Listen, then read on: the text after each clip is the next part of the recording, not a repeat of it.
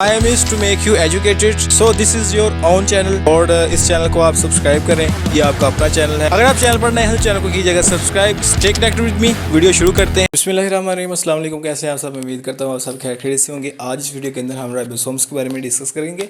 One of the most important long question जो इस chapter के अंदर आ सकता है। ओके, अच्छा देखिए, आपकी बुक ने एक सीक्वेंस फॉलो किया हुआ है। मैं पहले आपको बताऊँगा कि हम राइबोसोम्स जो होते हैं वो सिंथेसाइज कैसे करते हैं। फिर जो है ना आप जो है ना वो हम इस थ्योरी के बारे में डिस्कस करेंगे जो आपकी बुक के ऊपर लिखी हुई है। ठीक है, तो सबसे पहले हम सिंथेसिस ऑफ राइबोसोम्स को डिस्कस करेंगे। One of the most important concept जो आपको समझना चाहिए आपको। ठीक है, अच्छा जी, इसके अंदर होता क्या है, देखें हम पिछले लेक्चर्स के अंदर डिस्कस कर चुके हैं न्यूक्लियस और न्यूक्लियोलस के बारे में। तो ये जो आपको डॉटेड बाउंड्री नज़र आ रही है, ये आप समझ लें कि न्यूक्लियस है। ये बाहर जो है ये क्या है, न्यूक्लियस है। समझ आ रही है आपको? और ये जो न्यूक्लियस है और ये जो बाकी एरिया है सारा, ये जो बाकी बॉक्स नज़र आ रहा है, ये एक साइटोप्लाज्म है। ये क्या है? साइटोप्लाज्म। समझ आ गई बात की? चले जी, तो ये जो है आपका न्यूक्लियस, इसके अंदर एक स्ट्रक्चर मौजूद होता है। ये वाला जो आपको ब्लू ब्लू नज़र आ रहा है, ये न्यूक्लियोलस होता है। और ये जो सर्कल नज़र आ रहा है, ये न्यूक्लियस होता है। तो न्यूक्लियस और न्यूक्लियोलस, आपने बेटा मुझे ये बताना है कि न्यूक्लियस और न्यूक्लियोलस असल में होता क्या है। इसके अंदर आपका जेनेटिक मटेरियल होता है, जेनेटिक मटेरियल होता है। और हमेशा याद रखिएगा, पिछले लेक्चर्स जो लेके आए हैं उनको पता होगा, जेनेटिक मटेरियल हमेशा की शक्ल में होगा, डीएनए की शक्ल में। समझ आएगी बात की? और जब डीएनए इन कोड्स होता है, मतलब डी कोड होता है, इसकी फर्दर जो है ना वो इससे आरएनए बनता है। डीएनए से क्या बनता है? आरएनए। ठीक है, उस प्रोसेस को हम क्या कहते हैं? ट्रांसक्रिप्शन। ट्रांसक्रिप्शन याद करें, ट्रांसक्रिप्शन। डीएनए से क्या बनता है? आरएनए। अब आरएनए तीन तरह का बनता है। कौन कौन सा? RRNA, tRNA, mRNA. आर मतलब ribosomal RNA, T transfer RNA, M messenger RNA. अब होता ये है कि वो वाला डीएनए, अच्छा अब ये सारे का सारा जो मैंने आपको बताया, न्यूक्लियस के अंदर न्यूक्लियोलस है, न्यूक्लियोलस भी होता है ना, तो उसके अंदर क्रोमाटिन होता है, जेनेटिक मटेरियल होता है। वो सारे का सारा किस शक्ल में पाया जाता है? डीएनए की शक्ल में पाया जाता है। ये जो आपको फाइबर्स नज़र आ रहे हैं, क्रोमाटिन फाइबर्स, पीछे पड़ा ना क्रोमाटिन, वो सारे के सारे किस शक्ल में है? डीएनए की शक्ल में। और वो जो क्रोमाटिन के ऊपर ही न्यूक्लियोलस बनता है, क्रोमोसोम्स के ऊपर आपने न्यूक्लियोलस ऑर्गेनाइजर रीजन पढ़ा था ना, तो वो सारे का सारा किससे? न्यूक्लियोलस भी किससे मिलकर बना है? डीएनए से ही है ना। मतलब एक हिसाब का डीएनए ही है ये। अब होता ये है, न्यूक्लियोलस डीएनए से मिलके बना है। अब ये जो डीएनए है, ये चेंज होता है आरआरएनए में। ठीक है ना, डीएनए से क्या बनता है? आरआरएनए, ये न्यूक्लियोलस के अंदर। तो इसका मतलब न्यूक्लियोलस जो है ये भी डीएनए है। इस डीएनए इसके ऊपर जो है ना वो एंजाइम्स एक्शन करते हैं और डीएनए से क्या बन जाता है? आरएनए बन जाता है। लेकिन वो कौन सा आरएनए होता है? आरएनए होता है आरआरएनए। आर जो छोटा लिखा है, इसका मतलब है राइबोसोमल आरएनए। ठीक है, तो जो होता है आपका राइबोसोम, वो किस किस चीज़ से मिलके बना है? वो आरआरएनए से मिलके बना है और प्रोटीन से मिलके बना है। तो हमारी एक चीज़ तो बन गई है आरआरएनए, दूसरी चीज़ हमें चाहिए प्रोटीन। ठीक है, अब वो प्रोटीन कहाँ से आई? तो बेटा वो प्रोटीन, ये साइटोप्लाज्म है ना, साइटोप्लाज्म, वहाँ से जाती है आपके न्यूक्लियस की तरफ। ठीक है, न्यूक्लियस के अंदर एंटर हुई और न्यूक्लियस के अंदर जैसे ही वो एंटर होगी तो वो न्यूक्लियोलस के अंदर चली जाएगी, न्यूक्लियोलस के पास चली जाएगी।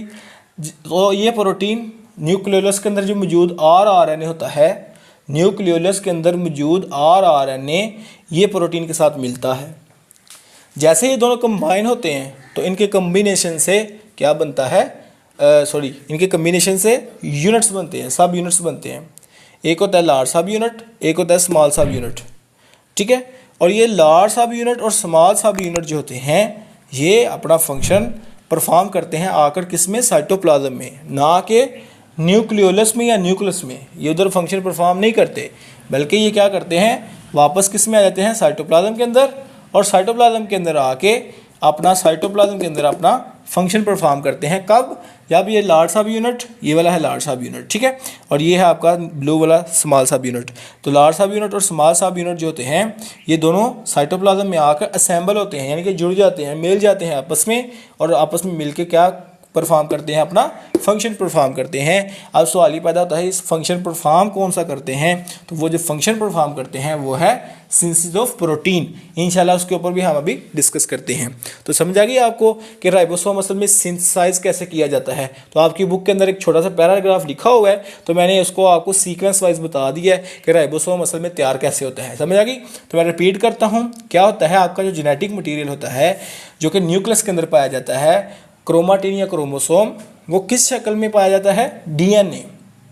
ठीक है ना। तो क्रोमाटिन से ही न्यूक्लियोलस बनता है, क्रोमोसोम के ऊपर जो ऑर्गेनाइजर रीजन्स होते हैं। ठीक है। तो वो जो ऑर्गेनाइजर रीजन्स होते हैं ऑर्गेनाइजर रीजन्स जो है वो भी किससे मिलके बने हैं, डीएनए से मिलके बने हैं। तो इसका मतलब वो जो न्यूक्लियोलस है वो भी आखिर एक डीएनए है। तो ये डीएनए से ही क्या बनेगा, आरआरएनए।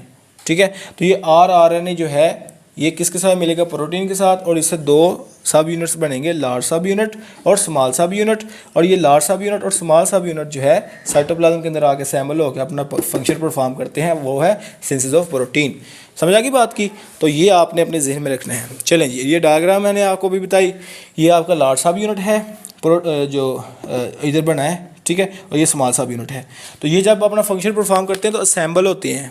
जब इन्होंने अपना फंक्शन परफॉर्म कर लिया होता है, यानी कि प्रोटीन तैयार कर ली होती है, दोनों से एक दूसरे से सेपरेट हो जाते हैं, अलहदा हो जाते हैं। ठीक है। तब जब इन्होंने प्रोटीन बनानी है तब ये आपस में मिलते हैं, अदरवाइज ये मिलते नहीं हैं। चलें जी, अब हम थोड़ा सा डिस्कस कर लेते हैं इधर। ये नॉन मेम्ब्रेनस ऑर्गेनेलीज हैं, मतलब इनके गिर्द कोई मेम्ब्रेन वगैरह नहीं होती, नॉन मेम्ब्रेनस हैं। All living cells contain tiny granular structure. तो ये ग्रैन्युलर मतलब दानेदार। ठीक है ना। दाने छोटे छोटे जैसे वो डॉट्स होते हैं, इस तरह ग्रैन्यूल्स होते हैं।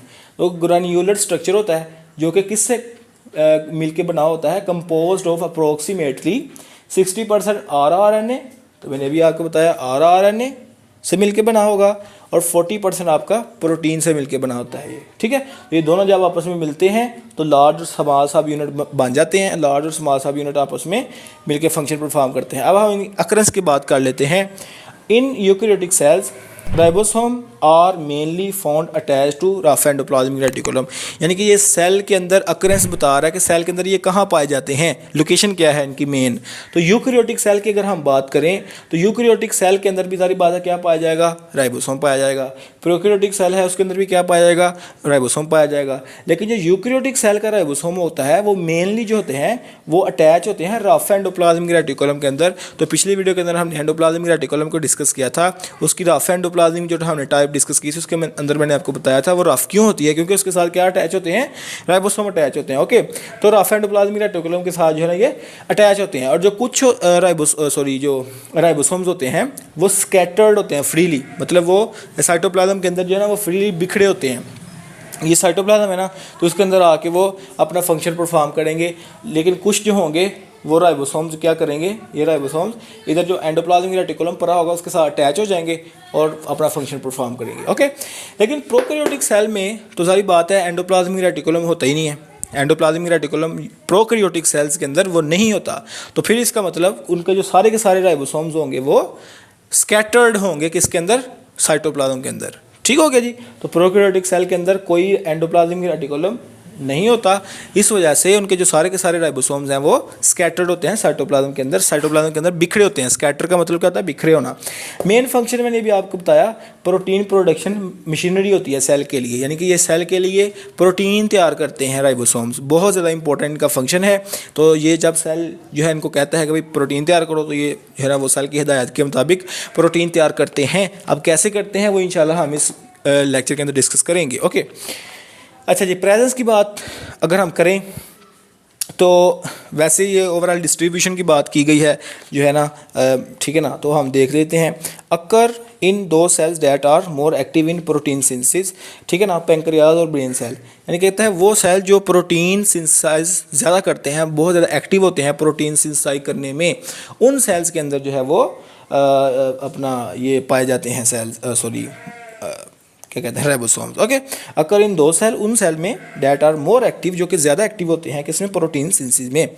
और उनमें आते हैं आपके पैंक्रियाज, यानी कि लबलबा आपका पैंक्रियाज जिसने इंसुलिन प्रोड्यूस करनी होती है। ठीक है। तो ये आप याद कर सकते हैं, इसको माइंड में रख सकते हैं। तो पैंक्रियाज और ब्रेन यानी कि दिमाग के सेल में। Okay, typical cell contain several thousands, कहता है जो एक आम सेल है वो सेल जो है वो मतलब 1000 उसके अंदर जो है ना वो राइबोसोम्स पाए जा सकते हैं, ठीक है ना। लेकिन कहता है जो कुछ सेल ऐसे होते हैं वो सीवरल मिलियंस, वो कुछ मिलियन तक भी जो है ना वो राइबोसोम रख सकते हैं, ठीक है। जैसे अभी उसने बात की पैंक्रियाज और ब्रेन के सेल्स, तो पैंक्रियाज और ब्रेन के सेल्स जो होते हैं ये मिलियंस राइबोसोम भी अपने एक सेल के अंदर रख सकते हैं। क्यों? क्योंकि ये बहुत ज़्यादा एक्टिव होते हैं, प्रोटीन की तैयारी करवाते हैं। ओके, बहुत ज़्यादा, ठीक हो गया जी। तो ये हमने इसकी प्रेजेंस की बात की, जो है ना वो राइबोसोम्स या किस सेल में कितनी डिस्ट्रीब्यूशन होती है। इधर आप डिस्ट्रीब्यूशन भी लिख सकते हैं, ठीक है, इसकी हेडिंग आप डिस्ट्रीब्यूशन भी बना सकते हैं। ओके हो गया जी।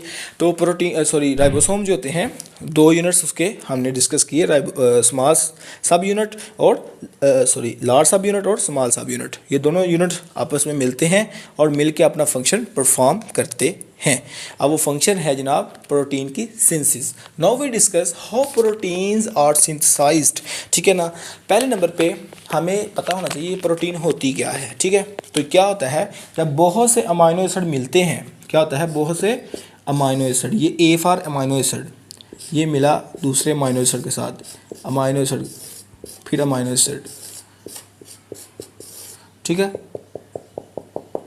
इधर भी, तो ये मतलब चेन है अमाइनो एसिड की, ठीक है।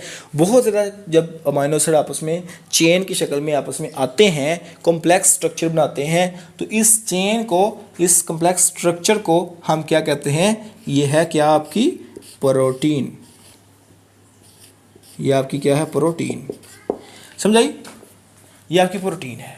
सवाल ये पैदा होता है ये तैयार कैसे होती है, करना तो तैयार किसने जी, आपके राइबोसोम ने। अब होता क्या है वो समझिए ज़रा गौर से।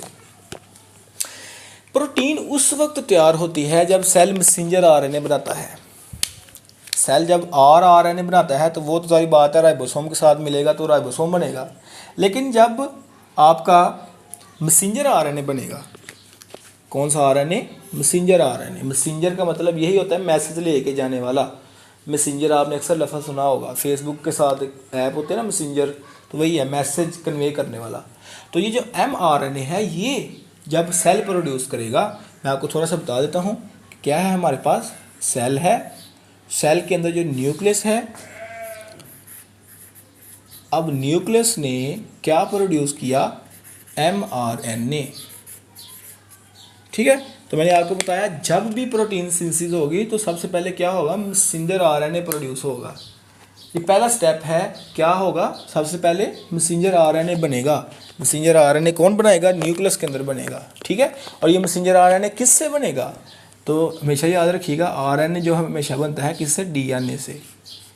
किससे बनता है, डीएनए से। तो आपका डीएनए किस में मौजूद होता है, न्यूक्लियस में, और न्यूक्लियस के अंदर डीएनए से क्या बन जाता है, mRNA, ठीक है। कब, जब प्रोटीन सिंथेसाइज करनी हो, तो पहला स्टेप आपका ये हो गया कंप्लीट। ओके, अब हमारे पास जो मैसेंजर आरएनए है वो तैयार हो चुका है, मैसेंजर आरएनए बन चुका है। अब ये मैसेंजर आरएनए जो है इसके पास क्या है, इसके पास है इंफॉर्मेशन।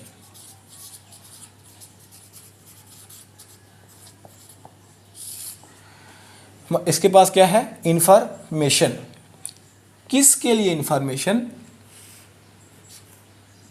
प्रोटीन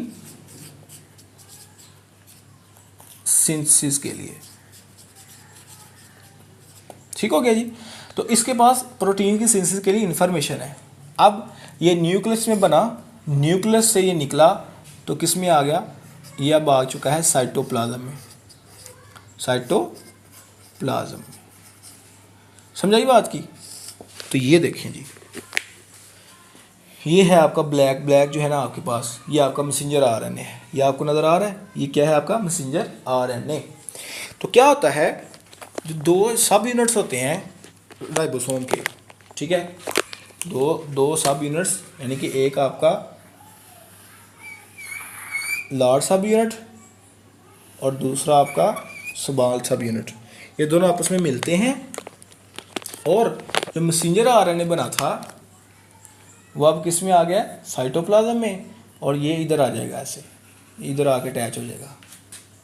ठीक हो गया जी। अब क्या होगा, दूसरा जो स्टेप है उसके अंदर हमने डिस्कस किया इसकी ट्रांसपोर्ट हुई किस में, साइटोप्लाज्म में। ठीक है। और तीसरे स्टेप के अंदर इसका क्या हुआ कि ये जो आपका mRNA है वो क्या हो गया, अटैच हो गया। क्या हो गया, अटैच। ठीक हो गया जी। तो ये आपका तीसरा स्टेप है। अब क्या होगा, अच्छा अटैच किसके साथ हुआ, लार्ज सब यूनिट और स्मॉल सब यूनिट। अब ये होगा कि ये जो आपके पास राइबोसोम्स हैं ये इस मैसेंजर आरएनए की इंफॉर्मेशन को स्टडी करेंगे, पढ़ेंगे, परखेंगे। ठीक है। और ट्रांसफ़र आरएनए को यूज़ करेंगे। देखें जी, राइबोसोमल आरएनए यूज़ हो गया किस में जी, राइबोसोम में। मैसेंजर आरएनए यूज़ हो गया जी किस में जी, इंफॉर्मेशन में। अब जो तीसरा है ट्रांसफ़र आरएनए, टीआरएनए, वो पहले ही किस में मौजूद होता है, वो पहले ही मौजूद होता है आपके साइटोप्लाज्म में। नो डाउट ये भी जो है वो डीएनए से ही बना है, लेकिन ये साइटोप्लाज्म में आ जाता है। ठीक है जी। अब क्या होगा, अब बड़ा इंपॉर्टेंट काम होगा जी। मैंने आपको बताया प्रोटीन जो होती है वो किस चीज़ से मिलकर बनी है, अमाइनो एसिड से। किस चीज़ से मिलकर बनी है, अमाइनो एसिड से। अब सवाल ये पैदा होता है कि ये अमाइनो एसिड कहाँ से आएंगे, तो बेटा जी अमाइनो एसिड जो होते हैं, अमाइनो एसिड्स वो भी कहाँ प्रेजेंट होते हैं, वो भी साइटोप्लाज्म में ही मौजूद होते हैं। ठीक है जी। ट्रांसफ़र का मतलब क्या होता है, मुंतकिल करना, भेजना। ठीक है ना, लेकर जाना, ट्रांसफ़र करना। ठीक है। तो अब क्या होगा, ribosome will read the information of messenger RNA, और फिर ये राइबोसोम जो होंगे ये टीआरएनए को कहेंगे कि आप क्या ट्रांसफ़र करते जाओ, अमाइनो एसिड ट्रांसफ़र करते जाओ। ठीक हो गया जी। अब क्या होगा, ट्रांसफ़र आरएनए, ये जो अमाइनो एसिड इधर पड़े हैं ऐसे साइटोप्लाज्म के अंदर, ये अमाइनो एसिड पड़े हैं ऐसे। तो अब टीआरएनए जो है इन अमाइनो एसिड्स को पकड़ेगा। ये जो टीआरएनए है, ये टीआरएनए इन अमाइनो एसिड को पकड़ेगा और क्या करेगा, उस जगह ले जाएगा जहाँ पे क्या मौजूद है, राइबोसोम।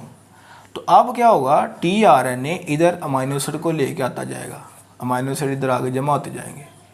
ठीक है, इधर आगे ऐसे, ये अमाइनो एसिड। ठीक है जी, समझ आ गई बात की। राइबोसोम ने मैसेंजर आरएनए की इन्फॉर्मेशन को स्टडी किया, इनकोड किया और डीकोड किया, और उस इन्फॉर्मेशन के मुताबिक राइबोसोम ने ट्रांसफ़र आरएनए को कहा कि ये इन्फॉर्मेशन इस अमाइनो एसिड की है, इस अमाइनो एसिड को ले आओ। ये इन्फॉर्मेशन इस अमाइनो एसिड की है, इस अमाइनो एसिड को ले आओ। तो आहिस्ता आहिस्ता ट्रांसफ़र आरएनए जो है वो सारी अमाइनो एसिड जो है वो मैसेंजर आरएनए की इन्फॉर्मेशन के मुताबिक जो है वो लेके इकट्ठा कर देता है, और साथ साथ वो अमाइनो एसिड जो है वो साथ साथ बाइंड भी होते जाते हैं। इनके दरमियान पेप्टाइड लिंकेज बनती जाती है, पेप्टाइड बॉन्ड बनता जाता है अमाइनो एसिड्स के दरमियान। तो ये जो चेन अमाइनो एसिड की बनती है, बहुत ज़्यादा लंबी कम्प्लेक्स स्ट्रक्चर अमाइनो एसिड का जो बनता है, तो बेटा जी इसी को तो हम क्या कहते हैं, प्रोटीन कहते हैं। समझा गया आपको। तो this was all about the synthesis of protein. और मैं इसको थोड़ा सा दोबारा बता देता हूँ आपको। सबसे पहले हमारे पास न्यूक्लियस में जो आपका जेनेटिक मटेरियल है, डीएनए से क्या बना, आरएनए, और इसको हम कहते हैं ट्रांसक्रिप्शन। ठीक है, तो ये इस प्रोसेस को हम क्या कहते हैं, ट्रांसक्रिप्शन। अच्छा, हम इसको डिस्कस कर लेते हैं अभी। अच्छा, तो जब ये आरएनए जो है न्यूक्लियस में है, आरएनए कहाँ आ गया, साइटोप्लाज्म में। साइटोप्लाज्म में जब ये आएगा, आगे ये जो ब्लू आपको नज़र आ रहा है, ये आरएनए है, मैसेंजर आरएनए, ये राइबोसोम के साथ जुड़ा। तो राइबोसोम ने इसकी इन्फॉर्मेशन को स्टडी किया और ट्रांसफ़र आरएनए को कहा कि आप अमाइनो एसिड लेते आओ। तो साथ वो जो अमाइनो एसिड आते जाएंगे और साथ में उनके दरमियान, अमाइनो एसिड्स के दरमियान क्या बनता जाएगा, बॉन्ड। ये जो मैं अभी ब्रेक कर रहा हूँ, ये असल में बॉन्ड है। ये क्या है, ये ब्रेक इनके दरमियान क्या बनता जाएगा, पेप्टाइड बॉन्ड बनता जाएगा। तो आहिस्ता आहिस्ता ये सारे अमीनो एसिड जब मिलेंगे लंबी चेन बन जाएगी, कॉम्प्लेक्स स्ट्रक्चर बनेगा, तो इस चेन को हम क्या कह देते हैं, प्रोटीन कह देते हैं। ठीक हो गया जी। अब ये प्रोटीन तैयार हो गया है। अब ये सेल चाहे खुद इस्तेमाल करे, चाहे दूसरे सेल को या किसी और जिस्म के हिस्से को ट्रांसफ़र कर दे। This is the synthesis of protein. Okay ji. अब बड़ी इंपॉर्टेंट बात जो हम डिस्कस करने वाले थे वो ये है कि डीएनए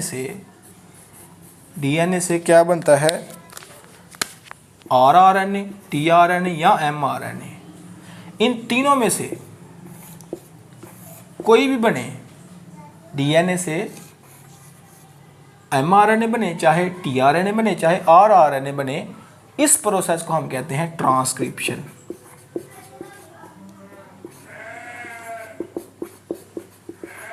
समझा की बात की? ये बड़ा इंपॉर्टेंट शॉर्ट क्वेश्चन है, व्हाट इज ट्रांसक्रिप्शन। और इस तरह का एक आगे प्रोसेस अब क्या होता है, जब बेटा जी ये मैसेंजर आरएनए प्रोड्यूस हो गया, ठीक है, डीएनए से क्या बन गया, मैसेंजर आरएनए। अब क्या होगा, इस मैसेंजर आरएनए से क्या तैयार होगी, प्रोटीन तैयार होगी। क्या तैयार होगी जी, प्रोटीन तैयार होगी। तो डीएनए से क्या बना था, मैसेंजर आरएनए, उसको हमने ट्रांसक्रिप्शन कहा। और मैसेंजर आरएनए से क्या तैयार हुई, प्रोटीन तैयार हुई, और इसको हम कहते हैं ट्रांसलेशन।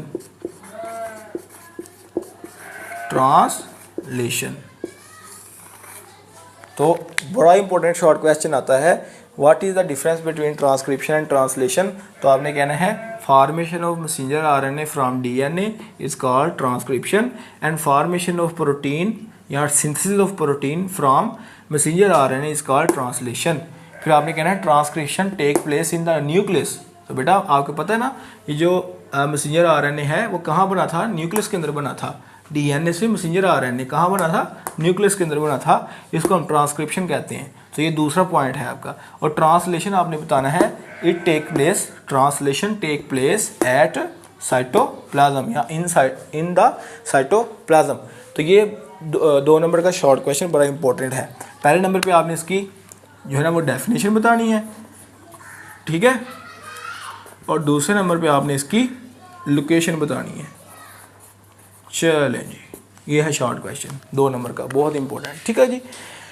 अब हम जो है ना डायग्राम मैंने आपको सारा कुछ बता दिया। इसके अंदर क्या होता है ये देखें, मैसेंजर आरएनए लार्ज और स्मॉल सब यूनिट के साथ मिला ये वाला, और साथ साथ जो है ना वो ट्रांसफ़र आरएनए, ये जो आपको ब्लू डॉट्स नज़र आ रहे हैं, इन अमीनो एसिड को ट्रांसफ़र करता जाएगा और ट्रांसफ़र करता जाएगा, साथ साथ ये चेन बनती जाएगी अमीनो एसिड की, और जो अमीनो एसिड की चेन होगी उसको हम क्या कहते हैं, प्रोटीन कहते हैं। तो ये आपने डायग्राम भी लाजमी बनानी है। अब हम थोड़ा सा स्वेटबर्ग वैल्यू के बारे में डिस्कस कर लेते हैं। स्वेटबर्ग वैल्यू क्या होती है, ठीक है। अब ये होता है कि जब हम जो है ना वो सेल को एक प्रोसेस होता है सेडिमेंटेशन, उसके अंदर हम क्या करते हैं, सेल को जो है ना वो सेंट्रीफ्यूग करते हैं। क्या होता है, थोड़ा सा समझ लें इसको। ये हमारे पास सेल है, उसको हमने एक डालना है मशीन के अंदर, सेंट्रीफ्यूग मशीन होती है, ठीक है। तो वो मशीन क्या करती है, वो मशीन सेल के सारे पार्ट्स को ना सेपरेट कर देती है, ठीक है ना। तो जब पार्ट्स सेपरेट होते हैं तो राइबोसोम भी जारी बात है क्या होगा, सेपरेट होगा। राइबोसोम भी तो सेल का पार्ट है ना। तो अब जब वो ये फ़र्ज़ कर लें हमारे पास वो टेस्ट ट्यूब है जिसके अंदर हम सेल को स्टडी कर रहे हैं, ठीक है। तो अब ये फ़र्ज़ कर लें आपका राइबोसोम है। तो अब ये राइबोसोम के 2 यूनिट्स हैं, ये जो एक ब्लू वाला ये लार्ज और ये आपका स्मॉल यूनिट। अब ये कितने रेट के साथ नीचे आते हैं, किस रेट के साथ ये क्या होते हैं, नीचे आते हैं, मतलब इधर पड़े हैं ना, ये इधर है ना, तो ये किस रेट के साथ नीचे आ रहे हैं। राइबोसोम जब हमने सेल से सेपरेट किया, ठीक है ना, कब किया, मशीन के अंदर डाल के, वो मशीन का नाम है सेंट्रीफ्यूगेशन मशीन, इस तरह का नाम है उसका, मेरे ज़हन सब निकल गया। बहरहाल क्या होता है, सेल का हमने पार्ट्स लैदा किए तो सारी बात राइबोसोम भी लैदा हुआ। तो राइबोसोम जब नीचे बैठेंगे उसके दो यूनिट्स, लार्ज और स्मॉल सब यूनिट्स, तो वो किस रेट के साथ नीचे आते हैं उसको हम उसका कहते हैं स्वेटबर्ग वैल्यू, ठीक है। तो ये है यूनिट्स ऑफ राइबोसोम और Svedberg. Which are based on rate of sedimentation. तो इसकी बेस क्या है, मैंने बताया आपको, रेट ऑफ सेडिमेंटेशन। सेडिमेंटेशन का मतलब होता है नीचे बैठ जाना, ठीक है ना, वो चीज़ कितनी स्पीड से नीचे आ रही है उसको हम सेडिमेंटेशन कहते हैं। रेट मतलब कितना टाइम ले रही है, रेट को लफ्ज़ को अगर हम सही बताएं तो कितना टाइम ले रही है वो नीचे बैठने में, ठीक है। तो कंप्लीट जो यूकैरियोटिक सेल है उसका जो है ना वो साइज़ ये होता है 80 स्वेडबर्ग। स्वेडबर्ग एक साइंटिस्ट है, तो 80 स्वेडबर्ग जो है ना वो उसका साइज़ होता है। और जो स्मॉलर सब यूनिट है उसका 40 होता है और लार्जर सब यूनिट का 60 होता है। तो अगर हम इसको कंबाइन करें 60 40 तो ये तो बनता है 100। तो सवाल ये पैदा होता असल में 80 है, तो ये 20 कहाँ गया, 20 माइनस कहाँ से हो गया। तो बेटा जी ये आपने याद रखना है कि असल में ये जो बड़ा यूनिट है ये स्मॉल यूनिट है, ये आपस में दंस जाते हैं। जैसे फ़र्ज़ कर लें मेरे पास, मैं भी आपको थोड़ा सा करके दिखाता हूँ, ठीक है, मैं आपको थोड़ा सा करके दिखाता हूँ। ये देखें, ये मेरा हाथ है, अब ये फिंगर्स ऐसे आप एक दूसरे के अंदर दंस गई हैं, ठीक है ना, एक दूसरे के अंदर मर्ज हो गई हैं। इसी तरह लार्ज सब यूनिट है और स्मॉल सब यूनिट है, ये एक दूसरे के अंदर दंस जाते हैं। इस वजह से जो ओवरऑल साइज़ 100 होना चाहिए था वो 80 हो जाता है। ठीक हो गया जी, ये आपने याद रखना है। और जो प्रोकैरियोटिक सेल है उसका 70 स्वेडबर्ग होता है और लार्ज इसका है 50 का और स्मॉलर इसका 30 का। ये होना चाहिए था 80, लेकिन ये 80 नहीं होता, 70 होता है। क्यों? उसकी वजह यही है कि वो जब वो आपस में मिलते हैं तो वो क्या हो जाते हैं, एक दंस जाते हैं, ठीक है ना, एक दूसरे के अंदर क्या हो जाते हैं, दंस जाते हैं। ठीक हो गया जी, this was all about the ribosomes. तो मिलते हैं नई वीडियो के साथ। चैनल पर नए हैं तो प्लीज़ इसको कीजिएगा सब्सक्राइब, स्टे कनेक्टेड विद मी। और मैं बार बार हर वीडियो के अंदर आपको कहता हूँ अपनी सेहत का लाजमी ख्याल रखा करें और जो है ना वो उसके ऊपर कोई कंप्रोमाइज़ नहीं करना चाहिए आपको। और साथ में एक्सरसाइज वगैरह भी किया करें हमेशा।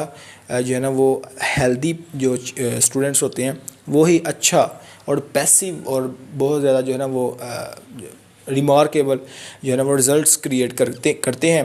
तो आपको हेल्थ के ऊपर और आपकी जो फिज़िकल फिटनेस है उसके ऊपर लाजमी फ़ोकस करना चाहिए। तो इंशाल्लाह मैं भी जो है ना आप कहेंगे आप जो है ख़ुद ओबेस हो, मोटे हो, तो लोगों को हेल्थ की बातें बता रहे हूँ। असल में मैं कबड्डी का प्लेयर हूँ, ठीक है। तो अल्हम्दुलिल्लाह मैं कबड्डी का प्लेयर हूँ, मैं कबड्डी खेलता रहा हूँ। तो इस वजह से मैं मतलब थोड़ा सा ज़रा जो हेल्दी चीज़ें हैं, बादाम वगैरह या इस तरह की जो है ना वो चीज़ें ज़्यादा खाता हूँ। तो फिटनेस जो है ना वो बहुत ज़रूरी है। तो इंशाल्लाह मिलेंगे नेक्स्ट वीडियो के अंदर। Stay connected with me and अल्लाह हाफिज़।